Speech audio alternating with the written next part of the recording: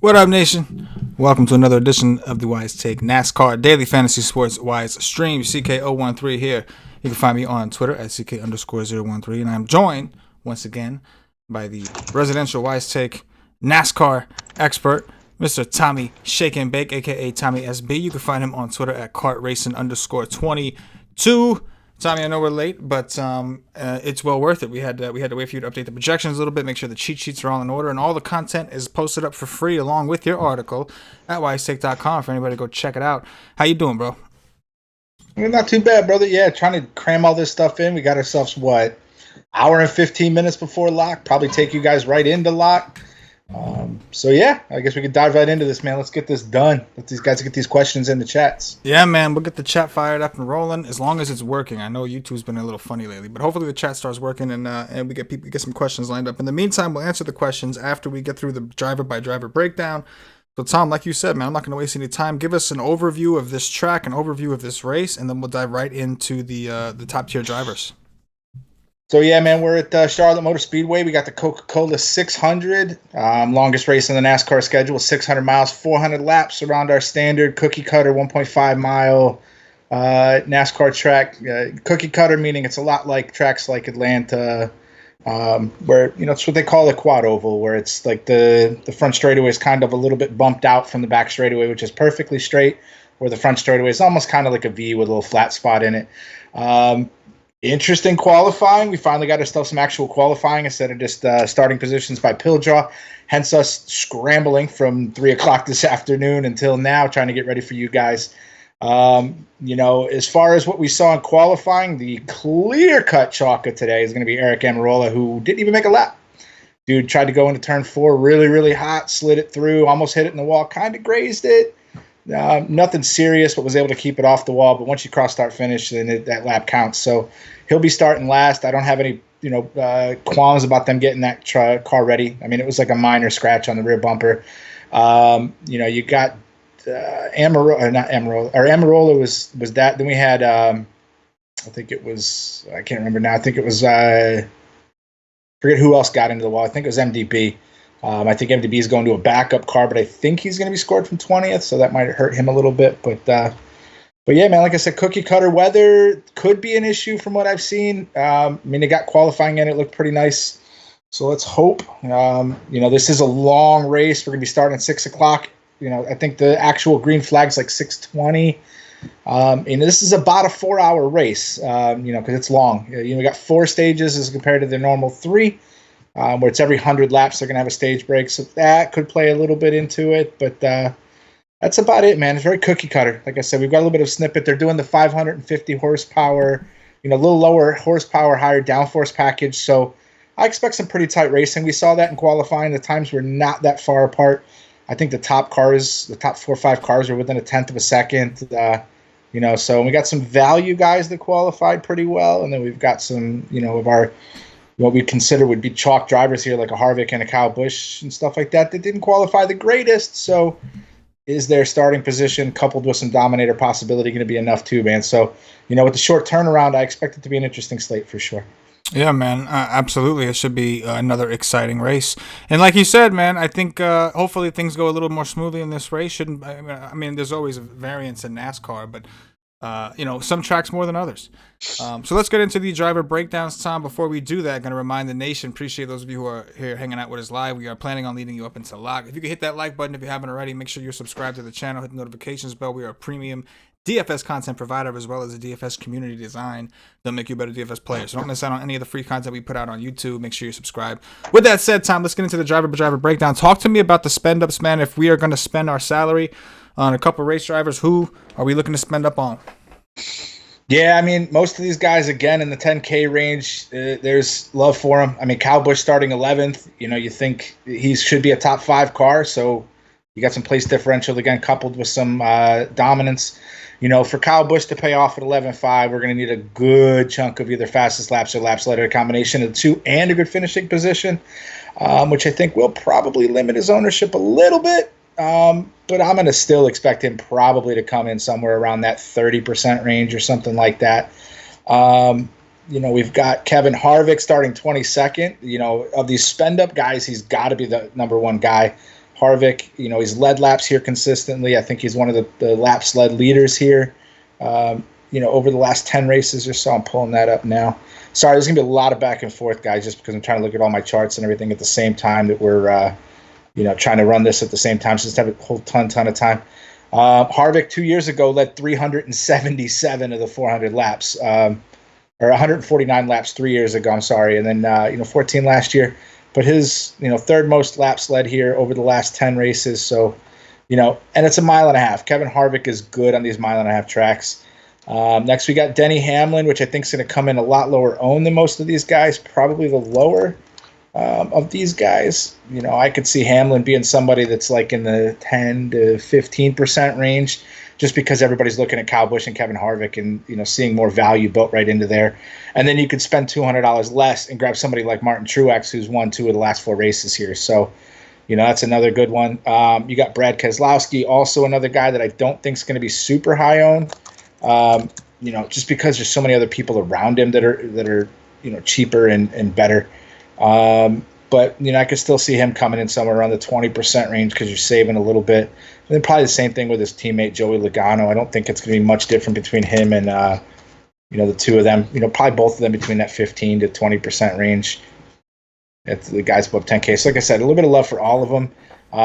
Kevin Harvick definitely being the standout of those spend up guys, just because you're expecting the organic place differential of like 10 to 12 spots. Top 10 for Kevin Harvick should be, nothing hard. But again, this is a race of attrition. So, I've seen races where these guys have been running great and run too long on a set of tires, pop a tire, end up in the wall, or having to make an unscheduled pit stop could completely ruin your day too. So, don't go crazy. I mean, I think somebody like, Amarola starting dead last, you're going to see like 50%, but I probably wouldn't go more than like 30, or, if you're building, mass entries, more than like 30 to 35% would probably be where I'd tap out on the rest of these guys, other than Amarola, which, if you feel like he's going to at least finish this race, he's going to finish with solid points. Amarola shouldn't finish outside of the top 20. And if you're getting 20 free organic place differential spots, it should make him optimal for sure.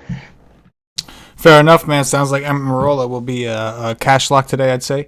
And then it sounds like, as far as the spend ups go, I know there's Truex seems like the tournament pivot, but it seems like Harvick would be your optimal cash game spend up. I would guess. Yeah, if you're gonna cash, Harvick's almost a dead lock. I do really like Truex.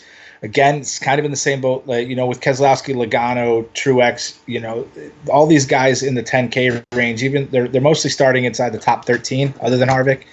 You're going to either need some, either top 2, top 3, top 5 finish, coupled with at least something as far as dominator points with place differential, or fastest laps. And just look at them forward to backwards. The price, it really puts all those guys really, really close. Sure enough. Take me to a tier below, and then after we do the driver by driver breakdowns, Tom, I'm going to ask you about the different groups. I know you'd mentioned that one thing you like to do is have groups with certain dominators, with certain place differential plays. So we'll get into that. Let's get through the drivers first. Talk to me about the next tier down. So, yeah, we'll look at the 9K range. You got, everybody from Chase Elliott down through William Byron. I guess we go all the way through the 8. Well, we'll do the 9Ks. In here, you've got Chase Elliott starting third. I like the price, $9,700. Again, you're going to need something out of him as far as dominator points. Chase Elliott's been fast here. Somebody that I do like. Let me see. Chase Elliott led 43 laps here last year. I've seen at these Charlotte races that, it's usually a 2 to 3 dominator race. There's been a few single dominators, like Kyle Busch a year ago in 2018, led 377 laps. Martin Truex in 17, 233. Again, 392 back in 16. So, we've seen it where it's been a 1 to 3 dominator race, but that second and third dominators usually have one really dominant driver, usually somebody over 75 to 100 laps. But then usually the other guys are like 40 to 50 laps or so led, and those are the guys you're trying to find, those kind of lower priced guys. If you're stealing, like a William Byron or something like that, where you can get a few laps led or something like that, coupled with a cheap price. But as far as these mid-range guys, we'll say the 9K range, Jimmy Johnson went out, qualified really, really well. The Chevys look really good.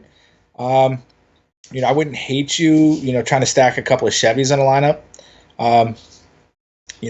Elliott and Johnson starting second and third. I probably wouldn't put the two of them together just because you'd expect one of them to do better than the other. And then, coupled with price and everything, is it going to be enough for those guys to be on the same lineup together? And then you got his teammate Alex Bowman starting 12th.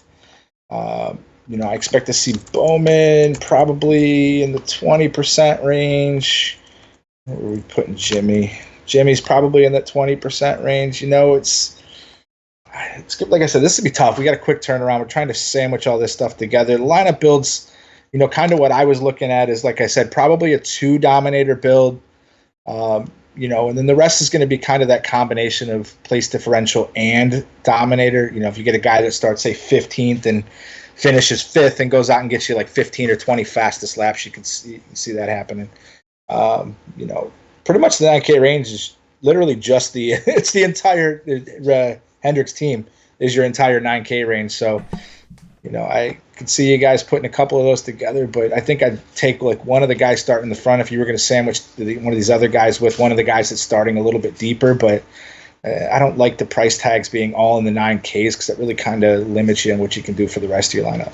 Yeah, I would agree with that. And I would think that would mean that a lot of these guys should go fairly low owned, right? Like, I'm sure some people will find ways to pair them, but if all these people already have Amarola as one lock spot, and then hypothetically you have Kevin Harvick as your other lock spot, like you said, I would imagine it's going to be tough unless you're in love with some value, which I don't know how you feel about that. It's going to be tough to kind of fit these 9K guys with your true X's and Harvicks and all that kind of stuff. So that makes sense. Yeah. I could see, because these guys are a little bit cheaper, like if you're going to take, like, the way it's looking to me is probably one guy in the top 10 starting positions, and then the rest coming from more of the middle of the pack, unless you're finding one of these cheaper guys that's starting inside of the top 10 that you're really willing to take a stab at. And that would be the only way I'd probably see 2 guys that are in my lineup in the top 10. We're going to get into some of these 8K guys that are, 8 and 7K guys that did qualify really well. And if you're going to put 2, like if you're going to say, all right, I'm going to spend the hell up and get me a Kyle Busch in 11th, or a Chase Elliott starting 3rd at 9,700, you could take another one of these 8K guys that's starting in the top 10, just because you're, trying to build a little bit more blended lineup. But like I said, I think it's going to be more like one guy inside the top 10 that you think's either going to be an early dominator or going to get you a good solid number of dominator points to pay off. And then the rest of the guys coming from like the middle of the field, as far as the guys that you think are going to get that dominator kind of correlation with place differential. And then, I've been looking at it too. I think you might even be having, just to sandwich these guys in that you like, you might even be able to take a full punt on, especially on FanDuel. Take one of these guys that's starting close to the back. And like I said, there's usually a few cars out of this race. So, if you get a guy starting, 38th or something like that and is able to factor out a 30th, you can almost punt that option, get yourself 7-8 place differential points on a guy that's cheap, get you something like a 25 at 5K on DK, and that still gets you enough to spend up on these other guys that you like as well. Yeah, I think that makes sense. All right, let's get into a little bit more of that mid-tier-ish, get into like the mid-tier, coming down from the upper mid-tier. Who we looking at here? I don't think, how much is Amarola? We're not quite at his tier, are we? Oh, 75. We're pretty much there. Okay, we're pretty much there. We're getting there, yeah. So I would imagine he's going to be, like you said, a cash game play, and he's going to be extremely popular because he's starting so far behind. Talk to me about some of these other guys that we could pivot or potentially play him with in this range. Yeah, I mean, there's a lot of value here too. I think a lot of your meat's going to come from here. You've got Kurt Busch starting on the pole. Like, if you think Kurt Busch, who looked really fast in qualifying, I hope the car's not trimmed out. If they trim that car out, it's going to look like crap by the end of the race, and he's going to be horrible. But if he goes out there and this car is just set up as well as it looked, I could see him coming in, like 30% just because he's so cheap. If Kurt Busch goes out and leads, say, the first 15, 20, 30 laps of this race and then finishes inside the top 10, he could still definitely pay off for you, even with the negative place differential. Eric Jones is another driver starting 14th. Jones was on a really fast run and then kind of got a little loose. But starting 14th at his price tag, you're going to need a little bit out of him. I don't see him coming in super high on, maybe in like the 15% range. Then we got Clint Boyer starting 20th. He's on Stuart Haas. You're seeing a Stuart Haas guy at $8,300 starting 20th. As long as he's getting the information from the rest of his team and they run well. Clint Boyer, like I said last week during the Darlington Wednesday race, somebody was asking who you should pivot or take for the, to win. And I'm like, I saw him at like plus 4,000. And I was like, hell yeah, I'm taking that. I threw $5 at it to win 200.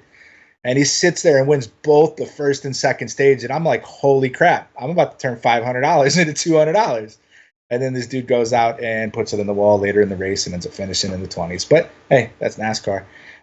Blaney again, at the end of the 8K range, 26th, probably going to be the best guy in the 8K range, unless you're taking Kurt Busch as the pole sitter. He's got the most upside, but, Blaney has just not looked as good as I would have liked. But I still think he's going to come in at least like with that place differential coupled with a price. Blaney goes out and gets you like a 15th, which he should be able to do. I could see him paying off an $8,100 price tag. Fair enough, man. We're getting real close to the Amarola territory.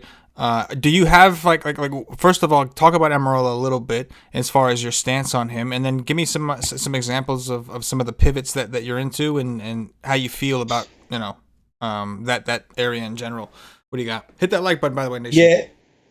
Yeah. I mean, Amarola starting 40th is, if you're building 3-4 teams, I never tell you to go 100%, but if you're only building a couple of teams, I'd put them on all but like maybe one that you're just like, all right, if he wrecks, I don't want to kill that lineup as well. But, I don't see any world where if this car finishes the race that Amarola doesn't get you 20 to 25 spots, just like Jimmy Johnson did for us Wednesday, starting 37th, finished, I think, 7th or something like that, and was like he was the number one chalk in NASCAR. It's not like with other sports where do you eat the chalk or don't you? It's just how much of the chalk you're eating in NASCAR. You're going to have it because, with issues like what he had with spinning in qualifying, not even taking his green flag lap, and the car looked fast. He was coming in line quick, and it just got off out of that traction compound and got a little loose. If you were going to pivot off of him in this price range, probably an MDB is going to be just as popular, starting 33rd. Like I said, he had a little bit of an issue, put the car in the wall, but they did fix it up. Or they did go to the backup car, so I think he'll probably start last. But even with that, I mean, he was only being scored from 33rd. MDB, if you guys have seen, like, here's his finishes this year: 9th, 14th, 13th, 13th. Like, the guy has been rock solid since moving to his new team. The Penzo 400 before the break, he started 19th, finished second. So MDB is a guy that I've always had a lot of love for, and then with him getting into a better car, like, it's been crazy good for him. The other guys in this 7K range, Tyler Reddick, Matt Kenseth, I don't know if you guys, if you're only pivoting off of these guys, if you're expecting, like I said, a solid finish, Tyler Reddick starting 5th, he's more like a 10th to 12th to 15th place car if he runs well. So I don't like the negative place differential. Matt Kenseth blew my mind in qualifying, man. Guy hasn't been really in this track in a year and a half, goes out and qualifies 4th. At the price tag, again, if he goes out and somehow able to lead a chunk of this race and finish inside the top 10, I could see him paying off. But his ownership, I expect these guys, it's the ownership projections from what I'm seeing are fairly flat. I don't think there's going to be a whole ton of ties, except for maybe a lot of these cash lineups are almost building themselves. You could take a Amarola and an MDB and start leaving yourself with like 9K or so. Let me see what happens if I do that. If I take Amarola and MDB, these are like $8,800 for the other 4 drivers. So you could spend up a little bit, find yourself somewhere in like that 7,500K range, or even if, like I said, you want to take a full-on punt and you go with somebody like a Brennan Poole or something like that. Now I got 10K for the other 3 drivers. So, these cash lineups I could see being really, really chalky, but the tournament stuff, I see it being fairly blended across the board. So, I don't think this is going to be crazy, but in that 7K range, Austin Dillon, I could easily just not play. I hate it when Austin Dillon qualifies so well because it's usually negative, place differential. He looked quick, but I don't like that 6th place starting spot. Man, wild. So I'm sure people. I know I for one, as somebody who is going to play tonight, the one he like to hear that there's less likely to be ties based off ownership. Sounds like people are fairly spread out. So good opportunity, good contest, good day to get as many lineups as you can. Tom, go ahead and take us down. Go ahead and take us down. We're getting close to the value point, and I think everybody's probably wondering what kind of value that there is. We'll start easing into it, but are there anybody here that's going to provide some relief for us in order to try to fit as many of those studs as possible? Yeah, I mean, Cole Custer, I think, is going to be probably the most popular guy in this price range. Some of these guys are like this is where you start getting into the guys that aren't going to be super high owned, but have a little bit of, upside, like a Chastain, starting 21st, it's $6,900. He's just got to finish about where he started, and he could potentially pay off for you. Buescher, kind of in the same boat. I don't expect Buescher to be very high owned starting 19th. You could play him as a pivot off of maybe a Chastain or even a Christopher Bell or Ryan. Like, these guys are all pretty even in that 6K range. You could pivot anybody off in here. I mean, all these guys have got a little bit of love. Ryan Newman starting 18th. I would hope that Ryan Newman could get me like a 15th or better. He's really good at this track. So, I don't expect Newman to be super high owned. All these guys I think are going to be in like the 10 to 15% range. Cole Custer starting 28th. I do like that as far as all the guys in this range. I expect Custer to be popular just because, you're looking at somebody that's got decent equipment that should be somebody that finishes somewhere in the 20s, low 20s, and you get 6-7 place differential spots plus a 20th finishing spot, probably get you somewhere in like the 25 to 30 fantasy point range, which is good. Same thing with Nemechek. We got Suarez, which is the cheapest, starting 37th. Man, I was hoping, even though he went to a crap team this year, that they would start putting something together. I had some love for him at Darlington, but he's safe, I guess, if you want to call it that, just because he's so cheap. But even that, I mean, people have already started to really turn off of Suarez starting 37th. If he was still in a Stewart-Haas car starting 37th, I'd be like 50% like I am with Amarola. But he's just, I don't know, man. He's just not been good. I could see him coming in at like 10% and starting that deep in the field. I do like the fact that you could get him at lower ownership, but man, I thought they were going to get it together once they started getting this team together, but it just hasn't really looked that good. But, you would hope that if he finishes this race, which he should, you should see something maybe around a 30, which at $6,100 would pay off. And then Ryan Preece right at 6K. I'd probably like Preece about as much as I like Suarez, just because I'm not getting the place differential. But Preece is in slightly better equipment. But I don't know, man. These guys down here, again, once we get into like the 5K, these are your punt options. Like I said, you're going to be trying to stack the tops. So you're going to probably end up taking some of these guys in the 6K and under range, just because you're really trying to stack your other 5 or your other 4 if you're playing on FanDuel. Fair enough. So we actually did have a question. We're going to answer most questions at the end, but someone was asking about Custer. So it sounds like you think he could end up being somewhat chalky today. Yeah, I expect Custer to be probably somewhere in the 25% range, probably, just because, he's 28th. He's $6,400. Again, I could see Custer finishing 20th or so. I wish we had I don't have my sheet up, but if we had it up, we'd, $6,400, 20th finishing position, moving up 8 spots. You're looking at probably something like a 25 or 30, which is giving you like 4 or 5x value. So yeah, I expect Custer to probably be one of the popular options down here. Fair enough. Go ahead and take us down to Value Town. Yeah, so 6K and below. We got some Bubba Wallace, 23rd. Bubba Wallace at $5,900. I expect him to be a little bit popular. Probably somebody over 20%. Ty Dillon, you know, I don't like the fact that he qualified 16th. You know, Dillon's probably a 20th, 25th place car, probably. You know, so you're looking at some negative place differential. Michael McDowell, you know, he's not horrible. You know, I see McDowell coming in. You know, McDowell, again, probably has to finish about where he started, maybe get you a couple of spots to pay off. I don't expect him to be super popular. But, you know, somebody that if you're, you know, you got $5,600 left, I can see you jumping on him. Corey LaJoie, don't expect there to be much for him starting 24th. Brendan Poole, you know, again, these Timmy Hills, McLeod, Smithley's, Quinn Hoofs, Greg Goldings, like these guys down here are just straight punts. You know, you can almost rank those guys in reverse from deepest to most forward as far as my love for them. But these are your full punt options. You know, if you only got $5,000 left, you know, you could throw yourself in a Smithley or a Gase and just hope to God that, you know, there's enough attrition for them to get a couple of organic spots and finish, you know, around 30th or something like that to, you know, sneak into the optimal lineup, which we've seen a little bit more wrecks of late. You know, this race usually averages between 8 and 9 cautions, including the stage breaks, for about 35 to 45 laps. You know, so it depends on how many cars go out and how bad these wrecks are. A lot of the incidences here at Charlotte are tires.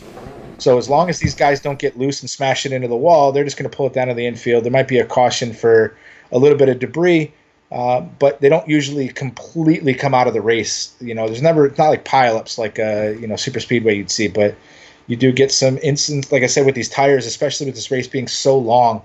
You know, and these guys are in garbage equipment. There's you know, you got a 50-50 shot that this guy's engine's going to make it through the race. You know, so again, you can't lose that many points with them starting that deep in the field. That's why I'd probably rank these guys, you know, sub 5,300 and below, like I said, in reverse from where they're starting. You know, Joey Gase probably being the best, and then going into like a Garrett Smithley, Timmy Hill, McLeod, stuff like that. That's wild.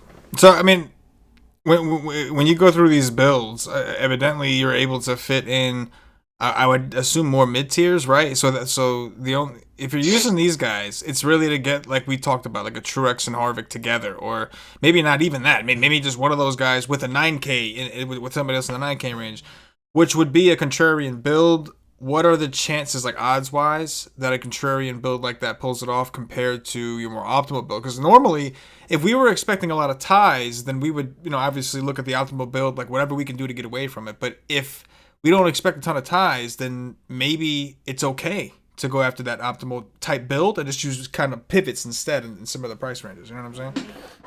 Yeah, it's like you said. It's with NASCAR. It's about how much of the chalk you're eating, and you know, building around that. You know, like when I'm starting to build teams, it's usually like, all right, who is my clear cut spend up, and then who's one of my favorite cheap guys? I put the two of them together. And then that kind of gives me a ballpark of where the rest of my lineup's going to kind of pan out. You know, if I get left with like 7K, I know, all right, I'm probably going to have to take another guy in like the 6K range to get me to somewhere like 8,000 or so that I can spend on the rest of my drivers. So they give me a little room to spend up on some and spend down a little bit on others. You know, if you're looking at contrarian builds, you might, you know, if you think that there's going to be some weather, you might want to take more than one guy in the top 10, top 15, thinking, all right, if this race makes it to 200 laps, it's in the books. Like if it starts raining at, you know, 8:30, 9 o'clock, and they've gotten half of this race in, you know, we saw it yesterday. I mean, it was only the last, I think, 5-6 laps that we didn't get in for Darlington. But, you know, there's been talks of scattered thunderstorms, something like 50% chance. You know, I could see myself, you know, trying to build at least one fairly contrarian lineup of guys that I think are starting a little farther forward, just because if the race gets cut short, there's less time for those guys that are coming from the back that we're looking for to score those place differential points.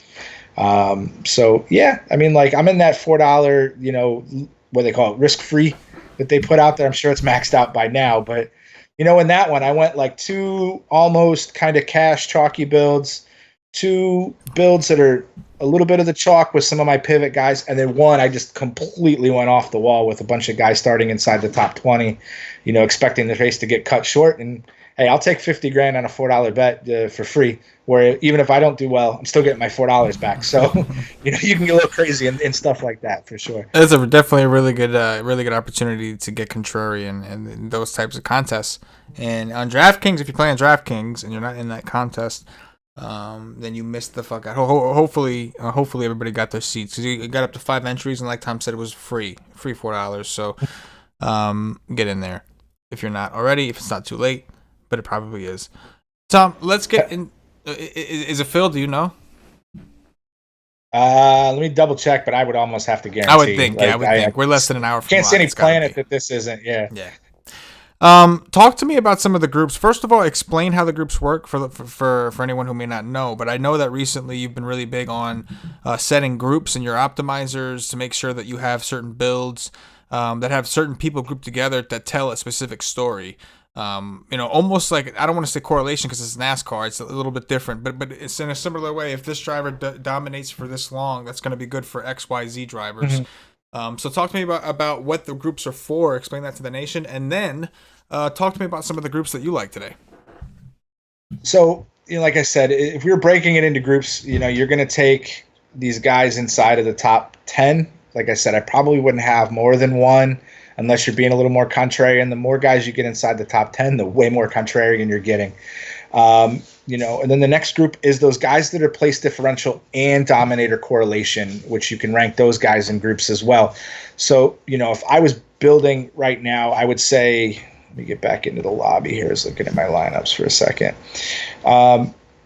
We're looking at these guys inside the top 10. You're looking for, like I said, maybe one. If you're doing, unless you're really like, all right, I'm going to stack these Hendrick cars. Chevys look good. But like I said, the meat and potatoes of these lineups are going to come from guys like the Kyle Busch, the Kevin Harvicks, the Denny Hamlins, the Eric Joneses, those guys that are starting outside of the top 10. Clint Boyer, Ryan Blaney, Amarola for sure, MDB. I'm saying these guys, which are going to be like your mid-priced guys where you're going to spend. If you're building blended, I could completely see you just skipping guys inside the top 10 altogether. I do expect somebody inside the top 10 to sneak into the optimal. It's just if they finish well, especially like I said, this race gets cut short. You've got, like I said, your guys inside the top 10. You could probably make that a group, and then just mess with your projected ownerships afterwards. Next group would be your guys from like 10th to like 25th. And then the next group is just your straight place differential guys, the guys like MDB, guys like an MDB, guys like Amarola, Cole Custers, the Bubba Wallaces, the Ryan Preeces, the Michael McDowells.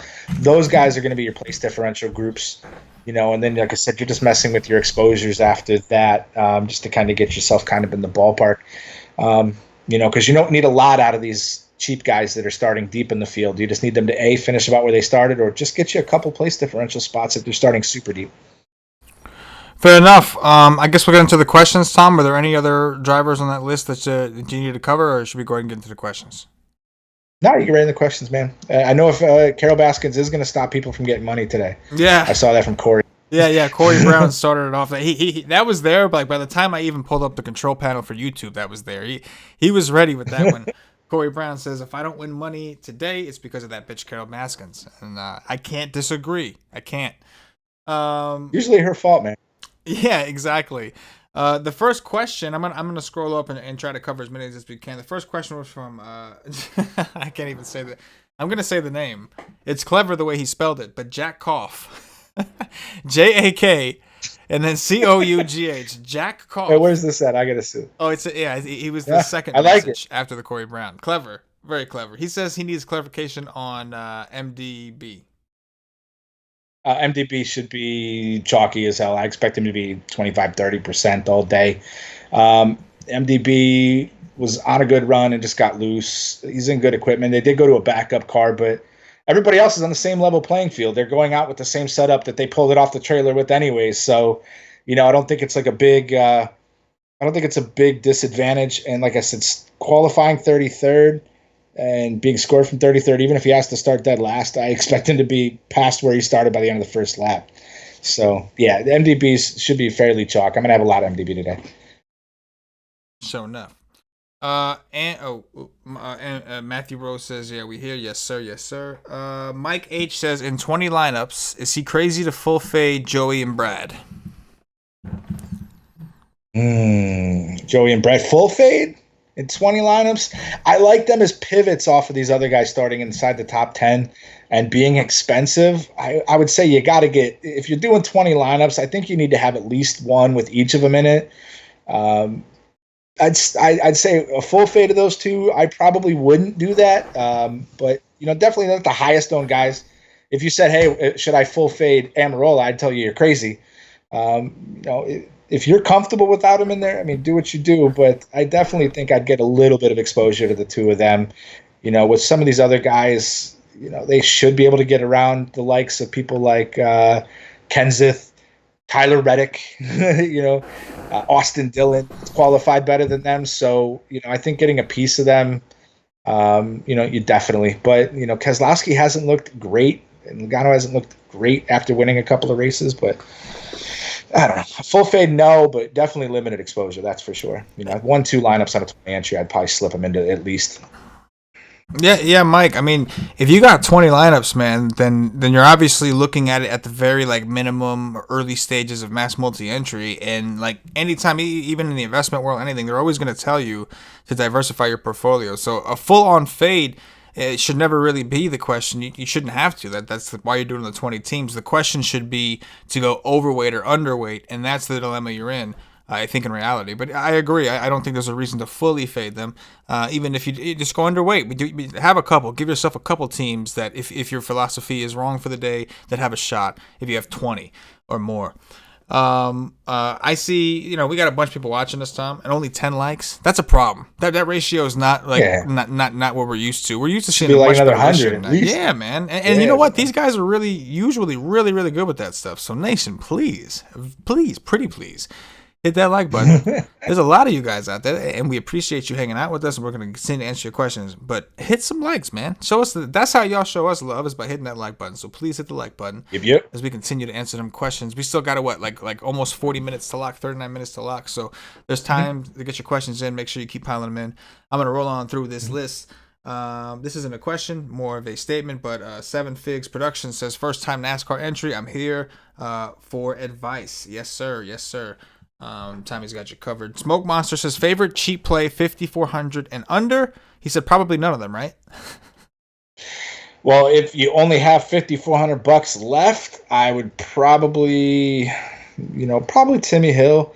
Corey LaJoy, even though he's starting so much further forward, maybe. But 5,400 gets dark. Like I said, maybe a Timmy Hill, maybe a McLeod, maybe a Smithley. These guys, you just need them to survive. Timmy Hill, under 5,400. I mean, Corey LaJoy probably, but like I said, you're punting at that point, so it's a punt. If you have another guy that you had to spend down for, I'd say screw it. Go with like a Yaley at 4,700 and give yourself another $700 somewhere else. But it's abysmal down here. It's abysmal. Shout out to Stevie Brown. He loves that word. Stevie B. Hingo A says qualifying results made making lineups tough in his opinion. Would you agree with that? The way that everything worked out? Oh yeah.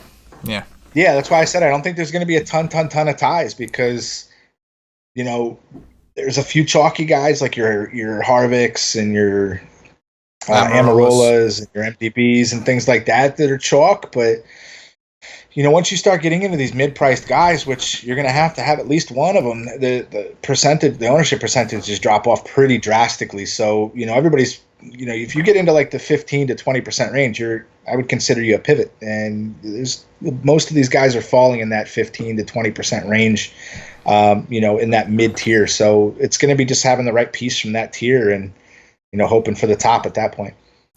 Hoping and praying. Tony Carroll has a good question. Who is going to lead the most laps in the first couple of stages? Who do you think leads the most laps in the first couple of stages? Yeah, see, that's the tough one. Most laps in the first couple of stages. That was a good question, I could see it easily being somebody like a Truex, a Chase Elliott, I could see Kurt Busch or Jimmy Johnson going out there and leading a good chunk of this first stage. With it being the 550 horsepower package, so it's the lower horsepower, higher downforce, these cars don't get as far apart. So I could see it being a lot of shifting and, being a lot of lead changes. So that's a really good question. But, if you're looking at these guys, Truex has got a pretty damn good shot of that being him. But like I said, Kurt Busch was lightning quick. Same with Jimmy Johnson, Chase Elliott, all those guys. I could see them leading a good chunk of the first part of it too. It's just how much throughout the race, and is it enough? Chase Elliott's been lightning fast, so I like the $9,700 price tag starting third if you think he's going to lead a good chunk in the beginning. So enough. Travis Duarte, we talked a little bit about him, but we'll talk about him again. He obviously asked this question before we talked about him. But any Custer love tonight? How you feeling? Address Custer. I know you mentioned he's going to be chalk. Where do you stand with him? No, Custer, I think. I mean, you're starting that deep in the field. He's cheap. You're getting Cole Custer at $6,400 starting 28th. Custer's in decent equipment. Like I said, I expect somewhere in like the high teens to low 20s for him.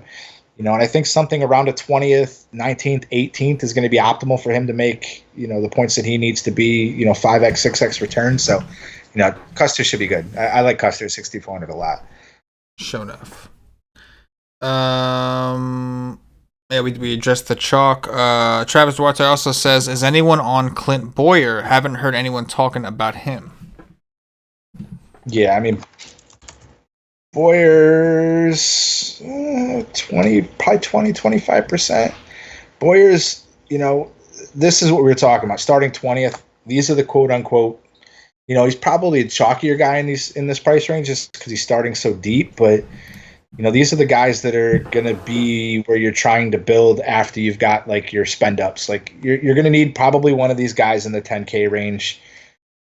If you're going with a Harvick and then, like a Chase Elliott, something like that. If you think Elliott's the guy that leads early, that leaves you with like $7,200, which means you're going to have to go full punt. You go grab somebody like a JJ Yaley, that gives me back to $8,000, which is getting us right into that price range for somebody like a Clint Boyer, the Ryan Blaney's of the world and stuff like that. So, I do have some love for Boyer. I expect him to come in, like I said, Stuart Hoskar starting 20th. He's got his teammate starting right behind him as well. In Kevin Harvick. So, those guys are going to start like this. I could see them working together to knock off a few of these guys in the teens. So, yeah, I've got a lot of love for Boyer today, too. Like I said, probably 20 to 25% ownership. I could see him coming in at. Holla. Let's see what else we got. Jinx23 says, Harvick for the win. Thank me later. Not really a question, it's a statement, but I like the confidence. Elliott and Truex. Are Elliott and Truex the favorites to lead most laps? Yeah, if you're taking these guys inside the top 10, the guys that are starting inside the top 10, they're probably the two safest plays inside the top 10. Elliott's just been lightning fast all season. Truex has looked really good, has a couple of races where he hasn't got the finishes you've wanted, but yeah, man, they're both of those guys I could definitely see playing. Like I said, if you're going to take one guy inside the top 10, maybe two, I could see you even taking, I think I built one of my contrarian lineups in that free entry. I got the two of them together, Truex and Chase Elliott. R. Stanley 788, best dominator, Chase, Jimmy, or Kurt Busch? I think you put them in the right order. Chase, Kurt Busch, Jimmy Johnson's how I'd rank those three. Shown up. Let me see. Garrett Mendenhall, who wins the race tonight? Well, Jinx already told us it was Harvick. Jinx already told us, right? He said Harvick. I can see Harvick winning it. Yeah. If you're a better, I'd probably take Truex. I wonder what let me look what his odds are.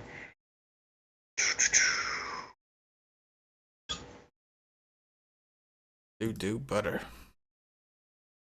Yeah, I'd have to look. I'm looking at my phone, but yeah, I like Truex, even a Harvick to win. Kyle Busch, any of these, Harvick, Kyle Busch, Martin Truex, these three guys. Like anytime you go to a mile and a half, these guys are good. So Harvick starting deep, you think that hurts a little bit, but we saw Kyle Busch come from the back. We saw Jimmy Johnson come from the back. I expect Amarola to come from the back.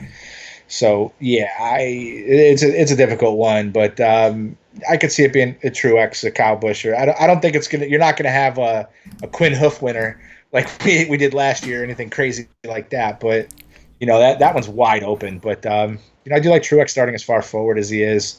I think Truex probably coming in somewhere like the plus 400, plus 500 range, something like that. So let me see. I'm gonna look at the bets while we're doing that. I'll get back to some betting if we got more questions. Yeah, for sure. Let me see. MDB or Amarola from Travis Duarte if you had to choose. Amarola. MDB's a good pivot, but Amarola all day long. Let me see what else we got. Do you like Bowman at all? I don't know anything about NASCAR. Says Smoke Monster. Do you like Bowman at all? Bowman. What would I do with Bowman?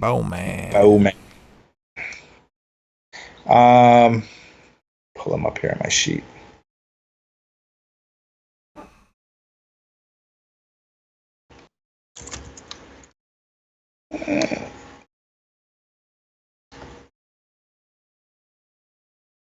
It's on the wrong one.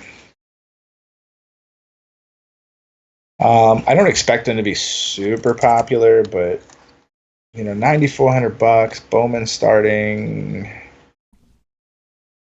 12th. He's definitely not my favorite guy up here in the 9K range, but I wouldn't hate you for taking him. The Chevys and his team have looked fast. You got Jimmy Johnson second. You got Chase Elliott third. Byron 10th, Bowman 12th. So you got those two guys starting in the same row as well together. So, I could see that. But, for $9,400 and 12th, which is probably about where I could see him finishing, is it going to be enough? But you could take a stab at him. He's a good pivot in this range if you're trying to get that be like if you're trying to take some guy in the 8 to 9K range as your pivot guy that you think is going to be lower ownership. I could see you taking a stab at him. All right, let me see. What's the best way to approach a single entry or 3 entry max tournament build today? Struggling to put something together. So how would you approach a situation like that? So a 3 entry build, probably at least Truex on one, Harvick on one, and probably a Kyle Busch for your spend ups. If you're only doing a 3 entry, try to get one of those 3 guys. MDB probably on 2 of them, probably Amarola on 2 of them. If you're doing a small entry field, you're doing a 3 entry like tournament, maybe get maybe try to one pivot guy off of there. So maybe somebody that's gonna be a little lower owned. Man, I haven't done 3 entries in a minute. But yeah, you're gonna have to get enough of the chalk on those 3 entries along with your 1 to 2 pivot guys. So you want to take somebody a little bit lower owned, like a Clint Boyer, maybe Eric Jones, something like that on some of your lineups. But yeah, 3 entries, it's depending on the size of the field is how you win. If you're playing 3 entry cash, then like I said, you want to get at least one of those spend up guys and at least Amarolas and MDBs to help you build the rest of your lineups around him. If Kurt Busch crashes, how many DK points? If Amarola crashes, how many DraftKings? So if Kurt Busch, Amarola, if these kind of guys crash, how many DraftKings points do you think they get before? It's kind of hard to say. We can look at you can look at Ryan Preece from last week. Who started on the pole, finished last, -33. Ooh. So yeah, Amarola goes out, crashes on the first lap. He's still going to get you 6 points, 7 points. He can't score negative. Yeah. But you have somebody like if Kurt Busch wrecks early, it could be you could have the other 5 pieces completely right and still not cash. Do you like Blaney at all from Mr. Miyagi? Blaney, yeah, for sure. Blaney's going to be somebody probably in the 25 to 30% range, just starting so deep in the field. Um, in that 8K range, he's probably, like I said, one of the best options in that 8K range. It's a good spend down guy. If you go with him, it still leaves you like 8,400 for the rest of your drivers, so you can go grab yourself a Harvick and still have like 7,700 bucks. If I was building a cash team, he'd probably sneak his way in there. I don't know about saying cash. Yeah, he's still a tournament guy, but I like that. I like him starting that deep. He shouldn't be that bad. I mean, he's looked horrible the last few races, run into some issues, but I can't see him being the worst. I mean, he started fifth, finished 21st last week, started seventh, finished 16th. We're getting him deep in the field. So, like the Daytona 500, which I'm not directly correlating at all, he started 27th, finished second. So, he's usually a top 15-ish driver. He hasn't been as of late, at least since we've come back or and right before the coronavirus break. But start 26th, I'm going to get a chunk of him for sure. All day, all day. That was Chris Boucher, correct? No, that was Blaney. Floyd asked about Chris Boucher. Boucher is what they always say. Boucher, I don't think is going to be super high. I mean, he's starting pretty far forward. Where'd Boucher? 19th. I mean, I like the price tag. I mean, Boucher at 6,700 bucks. If he can finish about where he started, he'll probably pay off. I don't see him being super, super popular, so he's a nice little pivot at the price because you're not asking him to do a whole lot. I think Boucher was projected like sub 10%, which that's intriguing. But the downside is there. It's all dependent on how this race pans out. If this race gets shortened, and only goes like, say, 250 laps or something like that, I could see Boucher being somebody that pays off. But it's going to be all about the laws of attrition here. And Boucher has been known for good finishes, but has also been known for horrible finishes. So, but he's always been a somewhat decent guy in this price range. Long and hard, like the Mafia. Do you? Chris Davis says, do you see Kenseth being a low-owned option for tournaments? Oh yeah, Kenseth is going to be almost non-existent ownership because he's starting so far forward, but he's looked good, man. I mean, they're projecting him at like 15. I definitely see him coming in under that. 15 to 17, I think is what I've been seeing across the board with people, but I like the $7,700 price tag, but and he seems to have been knocking the cobwebs off. I mean, he's been really good. Hasn't been on this track in a year and a half. Went out there and qualified for them. I mean, he looked really good in qualifying trim. My only fear with somebody like Kenseth is that car's trimmed out and that as the race goes on, he's going to fade. But, as far as us getting exposure to like one, maybe two of these guys inside the top 10, he is a really low-priced option of that. So, if you're trying to get a little bit more exposure to those guys in the top 10, I could see him being viable. Viability. Garrett Mendenhall is putting you on the spot. I like these kind of questions. Garrett Mendenhall says 6,900 left on DraftKings. Who's your guy? You got 6,900 left. You love your team. Who was in that last slot? Cole Custer. Cole motherfucking Custer. Unless you already got Cole Custer, then you'd already got Cole Custer. Probably I hate saying Suarez. Chastain, I could see being sneaky. The sneaky thing is Chastain's in a Chip Ganassi car. That's why we got ourselves a 21st starting position. Chastain's good. And he's only running a couple of races, so he's really. I think Chastain's trying to keep a ride in this cars. I know Chip Ganassi's been trying to help him out, trying to get him something. He did cover for Ryan Newman after the wreck and was doing semi-decent. So this is the best equipment I think Chastain's ever had underneath his ass. So, you want to get really freaky, I could see a Chastain if you got 6,900 left too. Getting freaky. Getting real freaky. There we go. Thomas Kane says, give me a 20 to 1-ish long shot. No pressure. He just wants to make a $10 bet. He doesn't expect to win, but maybe he gets a little thrill during the race. So he wants a long shot, like 20 to 1-ish. 20 to 1 long shot. Yeah.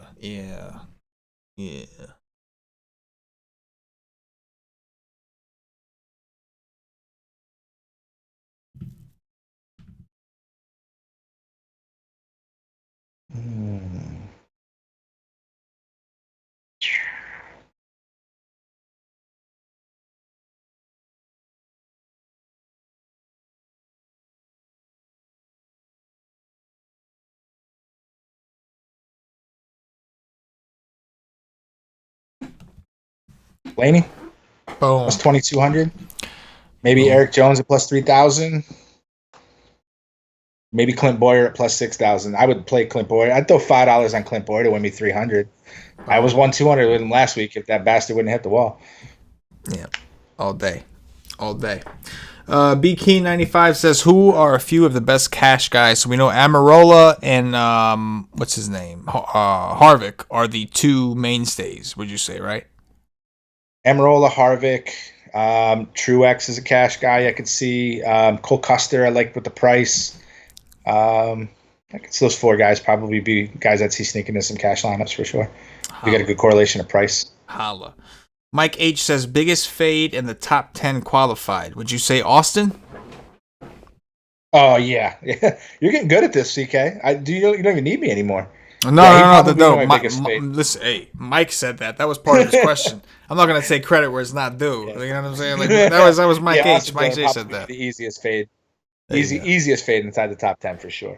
Mike H is on it because he actually went and answered B. Keen's question, and he also points out another player that I think we did say was a pretty strong cash play in MDB.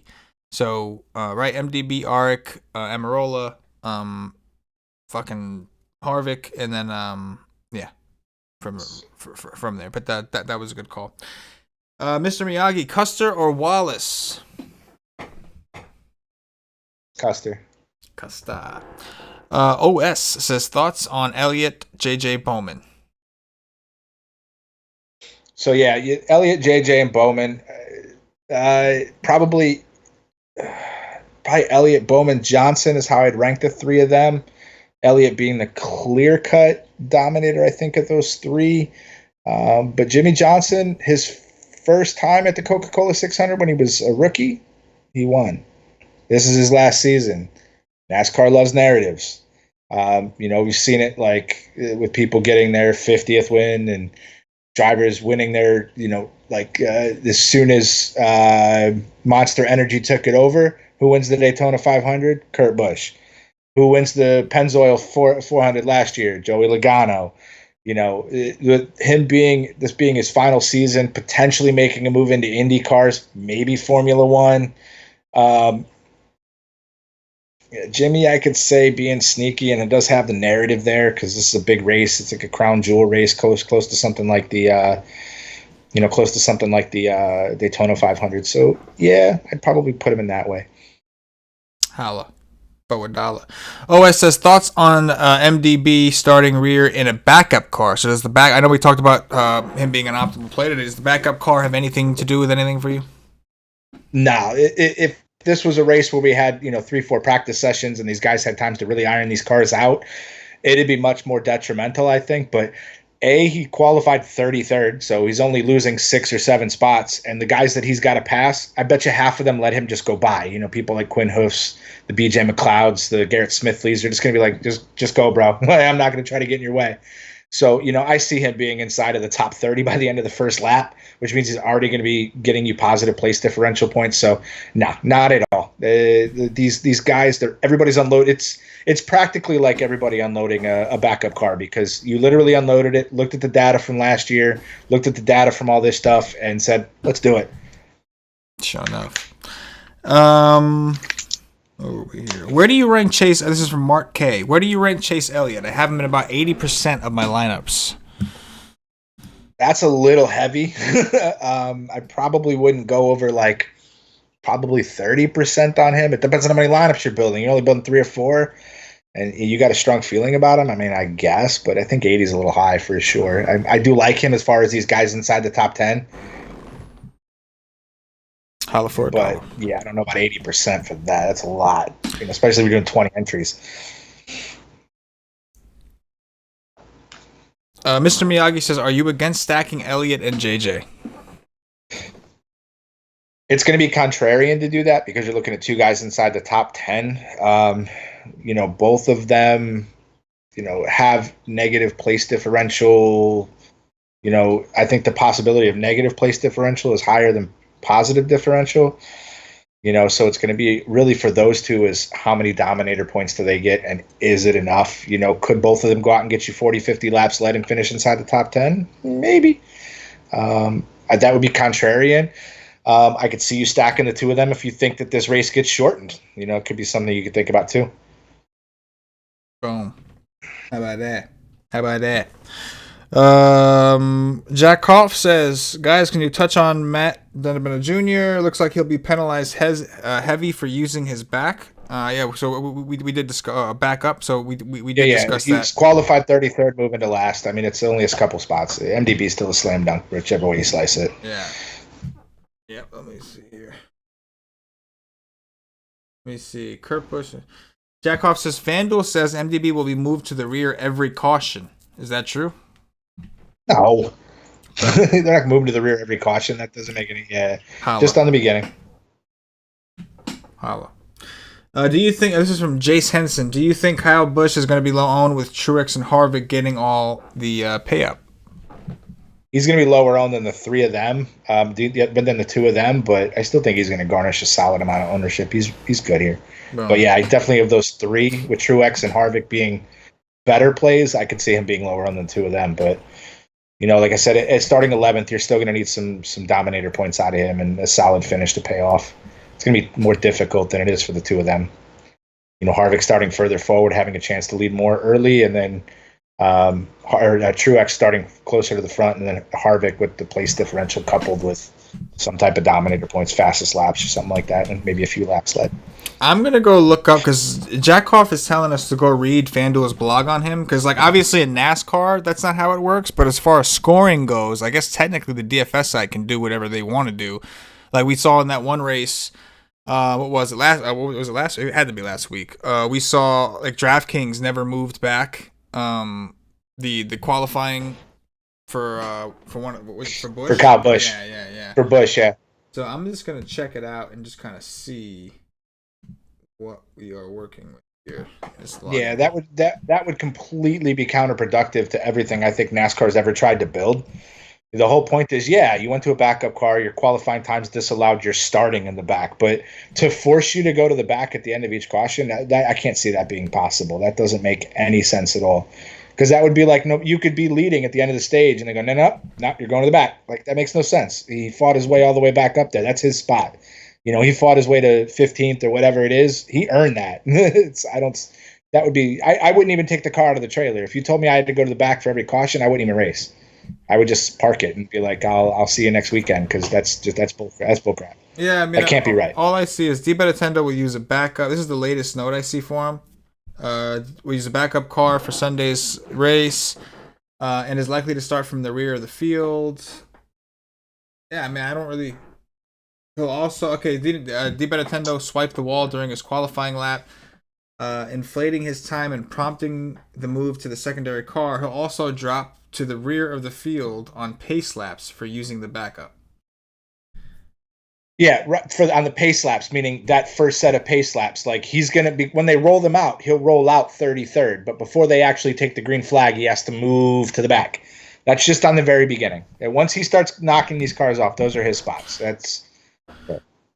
That's what we see, Jack Koff. Hopefully that answers your question. We already did the Kyle Busch, Ty Dillon long shot. Is Reddick a fade from Keith Vanderhill? Super low owned. I don't like him starting so far to the front. I could see people taking a stab at his price tag because he's cheap. I could see him coming in maybe 10 to 15%, but I wouldn't. He's somebody, if you're building 3-4 entries, he could be an easy enough fade. You're building 20, I could see him sneaking into 1 or 2, just as a value guy that you think could potentially get you some dominator points. But no, I'm not. He's definitely not on my higher owned guys for sure. Holla. Thoughts on Newman? Newman is Mr. Unpassable. He's looked. You would have thought that we had to have knocked some cobwebs off after that wreck in Daytona, but Newman starting where he's starting, 18th at $6,500. He's looked really good. I like him. In this price range, you don't need a ton at $6,500. If he finishes 15th, 14th, something like that. Gets you a couple of spots he's going to pay off. So I do have some love for him. I love the price, the $6,500. He's just way underpriced for what I think he can do. And even if you're looking just even at DraftKings and you're looking at like average fantasy points, like the guy above him, Christopher Bell, 18, Cole Custer, 19, and then he's sandwiched in there with a 37, average fantasy points. So 3 top 10s in the 5 races he's been there. So yeah, I like that price tag. So I think Ryan Newman's going to have some love.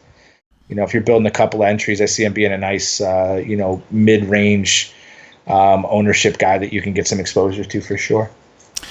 Mike H says, how's the weather look last minute? Is it going to finish? I know that there's some possibilities of some rain coming later on that could potentially, right? Like there's the potential that the race can get called early. We're expecting it to start on time. We're expecting it to race. Tom's going to check it right now and look and see if we have any kind of updated weather report to work with. I'm going to skip ahead to one question just to be clear about it. Brett Boyd says, CK, who's your favorite play? I am not a NASCAR analyst, specialist, anything. I'm listening to Tommy here. That's what I'm doing. I'm using our projections and an optimizer. I'm setting some exposures as I'm talking to Tommy. I'm just gonna hit the button, let it do its thing. But yeah, I'm not. I work with Tom on the NASCAR projections. I need his insight in order to do them because I do not. I'm not familiar with NASCAR, but I'm learning, man. I'm doing the shows with Tommy and learning each time. So, but I'll tell you this. Right now, my favorite play, chalk-wise, is probably Eric Almirola. Just because, like, obviously for projection purposes, he's the guy we're getting the most of. And then I think for tournaments, I do like the idea of Martin Truex because I think if most people are going to go with Kevin Harvick, I'm finding it hard to fit Harvick and Truex together. So I think the more people that load up on Harvick and his, back start, I think the less are going to be able to play Martin Truex. So I'm not saying I don't think Truex will be will be like crazy low owned, but he may be lower owned than a guy of his caliber should be. So he's probably my favorite tournament option, like a pivot, and then Almirola is probably my favorite chalk option. I'll just leave it at that. But again, man, I'm in no means any kind of expert on NASCAR. I work on the projection stuff with Tom. Did you get the weather pulled up? Yeah, it's looking like right now, like I was saying in the article, scattered thunderstorms. It looks like 6 to 7, which is the worst, and it kind of tapers off to like 25% by 8 o'clock, and then it kind of goes down from there. So I see them being able to probably squeeze this in. Maybe we might start a scotch late. I've got Race Hub on right now. I'm waiting for them to go back to track live and see if we got any rain between qualifying and now. But I'll let you know if we come up with something with that. We got about 8 minutes for that, but yeah, if anything, a delayed start. But I would hope, man. They got lights at Charlotte. They're going to try to cram this thing in. That's for sure. For sure. George Trotman says, favorite driver under 6,300 on DraftKings. DraftKings under 6,300.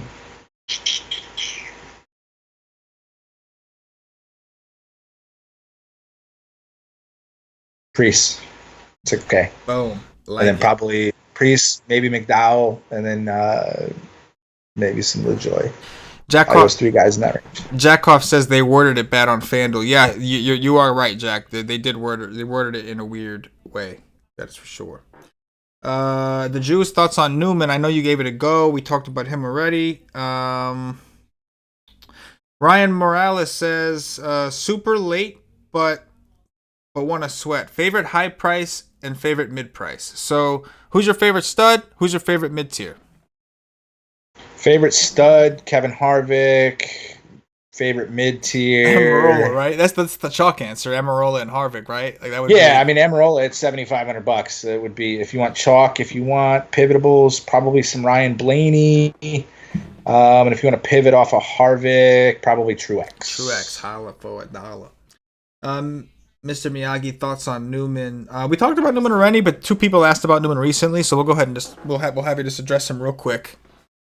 Newman again, at his price tag, starting 18th. He's just got to finish about where he started. He gets you a couple spots. He's the hardest man in NASCAR to pass, not only because he's a chunky guy just like me, but that's just his driving style. So, yeah, I've always loved Newman ever since I've seen him, being the fattest guy in NASCAR and still being able to go out there and race and then literally flipping over where I almost broke into tears in the 500. I'm like, Ryan Newman's dead. Like, that's it. There's no more Newman. Like, the way that he got hit, and then to be able to go walk out of the hospital 6 hours later and, just the whole way that thing went down was crazy. Like, all right, we know he's hurt, but how bad? What kind of injury is it? Oh, he's walking out of the hospital. Okay, so I know it's a head injury, but how bad? Like, and you just no information for like 2 weeks. So yeah, man, Newman's a man, dude. Wild. Garrett Mendenhall says, great show as always. Good luck to you all. Appreciate it. And real quick, shout out to the nation, man. Hit that like button, right? A lot of them did, man. Yeah, a lot of them did. They listened. We could use more based off the amount of people that we have watching this thing live. We could use more, but I'm always going to ask for more because that's what we do. We look for perfection. The best way we can get it, we bust our ass. So I'd like more, but I got to say, man, y'all responded. There was about 10 by the time I said something, and then you guys, a lot of you guys responded. We're up to 48 likes, which is awesome. So I do really, really appreciate y'all. Boom. Let's see here. Oh, okay. Mr. Miyagi. We got Travis, man, get ready to do that dirty. That's it. Yeah, I did see that. Getting ready to do that dirty. Good luck, guys. Thanks for the great info. That's it. That's how we do it. Put it down. That's how we do it. Mr. Miyagi says, never mind. He realized the question was answered already. Mike A. CK loves his experts and optimizers, but he's fun. Hey, it is what it is, man. To be honest, I'm only here because Clint is away. Chalky, a.k.a. man on a mullet. You know what I mean? But we'll see. We'll see. I've been having fun doing these NASCAR shows, so we'll see. Jace Henson, FanDuel has Jimmy Johnson a second most favored to win outright at plus 600. He says that can't be right. What do you think? Yeah, no, I'm good. Yeah, I wouldn't. Nah, plus 600. I mean, I do like that, and there is the narrative in there, but I'm at plus 600. If it was like plus 1,000 or something, I think I'd be a little bit more attracted to that. But I'm not a fan of the plus 600. Maybe if you want to take him to like win the first stage as a prop bet. Let me see what we got for race props. What is it for Jimmy Johnson to win the first stage? Stage 1, Chase Elliott. Jimmy Johnson plus 450. I see a comment from OG saying Keselowski to the rear. Did you hear anything about that? Let me double check right now. That's the crazy thing about this being at the last second. Yeah, I know. Well, we're about 4 minutes from lock, too. Gotta make it happen. While Tommy's looking that up, Chris Davis says, thanks for the show. Looking forward to the NBA shows. Hopefully. Yes, sir. Much appreciated. Hopefully NBA comes back. We will be right there covering it. Right now I'm doing KBO. That's what I've been investing a lot of my time on. I do plan on doing some League of Legends in the month of June while we wait for the resumption of the typical American sports. But as soon as NBA is back, we'll be back on the NBA grind. Whatever capacity it is, we'll be there to do it. And same thing with MLB when that gets started. But right now we're doing KBO and it's all free, just like the NASCAR stuff. So go check it out, whiteside.com. No excuses. It's all free. What'd you find, Tom? I don't see anything on here. Nothing on Google. NASCAR Keselowski. Mark K says, I was with the nation 2 years ago. Love the NBA content. Much appreciated, Mark. Much appreciated, man. I'll ask you a quick question. Mike H says, I listen to you all the time, CK, especially for KBO, and I've won pretty good, man. So no dig at you. Hey, no dig taken, my man. I knew exactly what you meant, and hey, like I said, I'm transparent about it, man. I'd say it flat out, man. If I'm not an expert in something, I'm gonna tell you. I'm not gonna have you guys follow me when I don't know what I'm talking about. If I'm doing something, it's because I figure I feel I know what I'm talking about. You know what I mean? So much appreciated, Mike. I appreciate you hanging around, bro, all day. Smoke Monster, Newman or Custer? Custer. Boom. The Juice, Alex Bowman. He's fair enough. Yeah, I mean, he's if you're looking for cheap inside the top 15, okay, but not gonna be not my highest owned guy, but it's not a horrible play. All day. We are about 2 minutes from Lock Nation. If you haven't hit the like button, please do on your way out as you're exiting. People are asking, are there any late scratches in NASCAR like NBA? I know a lot of people are shell shocked from NBA. It's rare, but occasionally you get some weird shit, right? Like last week, the Kyle Busch thing that kind of came a little late. It's not like a late scratch, but it's late information that you have to react to. Like if you set your lineup that morning at 9 o'clock in the morning and you thought you were good and you went fishing or some shit, you were a little butthurt when you found out that this guy who's now going to be chalk is you don't have enough of or whatever. They're not on DraftKings maybe because they still scored him from the beginning, but on FanDuel that probably hurt, right? But it's not nearly as fucking bad, right? FanDuel, they scored him from 40th, so he was a slam dunk. That's what I'm saying, right? So if you, that's what I'm saying. If you played FanDuel and you just set your lineup in the morning thinking it's NASCAR, nothing changes. I'm just gonna go because a lot of times the qualifying is done the day before, so you already know. going into the morning, who's starting where, and then you get some fucking weird shit at inspection or something like that, and you're out, doing a dirty somewhere else, you get screwed. So it's like, but obviously that's like a rare occasion, right, Tom? That's not something that typically happens. It's not like NBA where like 5 minutes after lock you find out your guy's not playing. Although I will say the KBO, man, there's been the KBO and their weather has been shady, bro. That we've had games canceled 5 minutes after lock. We've had with no word on anything. I mean, we're trying to track stuff in Korea, so we're going across the sea for that. But, hey, we're gonna have to delete the juice, man. He's talking about your Mets hat. Oh no, he's talking about the Mets hat. The Mets hat though. Juice, man. The juice. I hope you hit that like button like 3-4 times. The juice. You can make comments like that to CK about the Mets, man. It's all good, man. You don't want to go there. I got that thick skin, man. You do these streams every day. You got to get that thick skin. It's all love, man. It's all love. You don't like the Mets, it's all good. No. But yeah. So I guess we're gonna wrap it up. We're at lock, man. Hopefully we see some screenshots. I appreciate those of you that have hitting us up on Twitter. Like I said, take advantage of the free content, man. The shit ain't always free, but while we're going through this shit and we're waiting for the sports to come back, right now it's free. Take advantage. Projections, cheat sheets. Tom still writes his article, all at wisetape.com, and anything you get on the YouTube channel. Make sure you subscribe with notifications bell, because anything we put out on YouTube is always going to be free. Hey, and for those of you guys that are new, hit wisetape.com, and like you said, all the NASCAR stuff is free right now. So you want to see how well our process works, it's right there. Once we get back to regular, you get the my favorite part of the whole entire Wise Take Nation is that Slack chat, man. Some of the stuff that goes on in there is crazy, and it's everybody helping everybody, man. It's just like in this, we're answering your questions here. Instead of just getting the two of us answering your questions, you got the whole nation helping answer those questions and make you, help you build your lineups.